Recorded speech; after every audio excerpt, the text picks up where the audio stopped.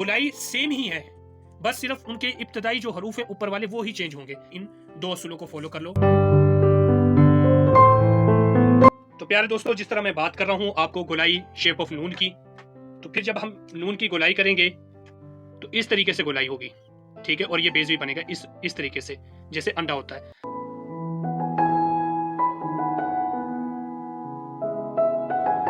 आप गोलाई इधर से भी ले जा सकते हैं और ऊपर से भी ला सकते हैं, यानी क्लॉकवाइज भी इस्तेमाल कर सकते हैं और एंटी क्लॉकवाइज भी। में जो गोलाई बनती है वो ये है, ये शेप, यानी यहां से ये तो ये तकरीबन बेस भी बन जाएगा। बेस भी मीन अंडानुमा। जो स्टूडेंट कैलीग्राफी है उसमें हम नीचे नहीं ले जा सकते, क्योंकि फॉर एग्जांपल अगर मैं यहाँ पर लाम लिखता हूँ ऐसे, अगर नीचे में मीम लिखूँ या लाम, फिर दोबारा से इसके साथ अटैच हो जाएगा, ये बिल्कुल गलत है। एक शक्ल आपके पास ये है हरूफ की और दूसरी ये। अब दोनों में से आपने कमेंट्स में बताना है कि आपको कौन से हरूफ अच्छे लग रहे हैं। मैं हरूफ बनाता हूँ जीम। जीम बनाने का ये तरीका है, ऐसे आपने गोलाई लेनी है, यहां तक लेनी है, ये जो सिरा ये वाला,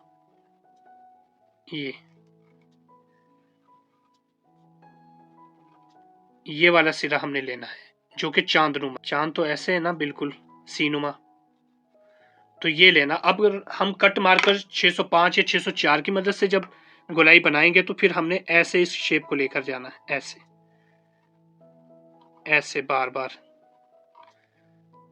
यानी एंटी क्लॉकवाइज लेकर जाना है, नीचे से ऊपर की जानिब घुमाते हुए, ऐसे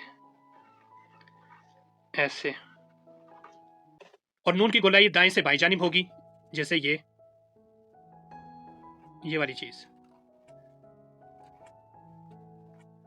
ये चीज, यानी हम इस तरफ, यानी क्लॉकवाइज, ठीक है। ये जो क्लॉकवाइज है इस तरीके से नून बनाएंगे। और गोलाई शेप ऑफ जीम, ये बाएं से दाएं जानिब है, ठीक है। अब जो नून की है वो दाएं से बाएं जानिब है और ये बाएं से दाएं जानिब है, यानी लेफ्ट से राइट की तरफ। इस तरीके से जीम बनेगा, ये इस तरीके से, ये गोलाई ये वाली, ये सामने आपकी शक्ल है इस तरीके से, जैसे चांदनुमा। और जब बात हम करते हैं शेप ऑफ नून की या शेप ऑफ जीम की, तो ये सिर्फ पहले इब्तदाई शक्ल के जो हरूफ के सर हैं, बस ये आपको आने चाहिए। बाकी गोलाई सेम ही है, चाहे आप इस तरीके से कर लें, चाहे इस तरीके से गोलाई कर लें। अगर सीन बनाना है तो ये चीज़ है, यहां से ये गोलाई हो जाएगी। अगर जी बनाना तो यहां पर आ जाएगा, ये गोलाई हो जाएगी ऐसे। तो इस तरीके से गोलाई सेम ही है, बस सिर्फ उनके इब्तदाई जो हरूफ है ऊपर वाले वो ही चेंज होंगे, जो आपके सामने नजर आ रहे हैं। बस इस चीज को आपने मद्देनजर रखना है, तो इंशाल्लाह आप अच्छे से अपनी हैंडराइटिंग इंप्रूव कर सकते हैं, अगर आप इन दो असूलों को फॉलो कर लो। शेप ऑफ नून, ये जो आपके सामने नजर आ रहा है, और शेप ऑफ जीम, और ये इनकी जो इब्तदाई शक्ल है। तो इस तरीके से आप बआसानी हैंडराइटिंग इंप्रूव कर सकते हैं।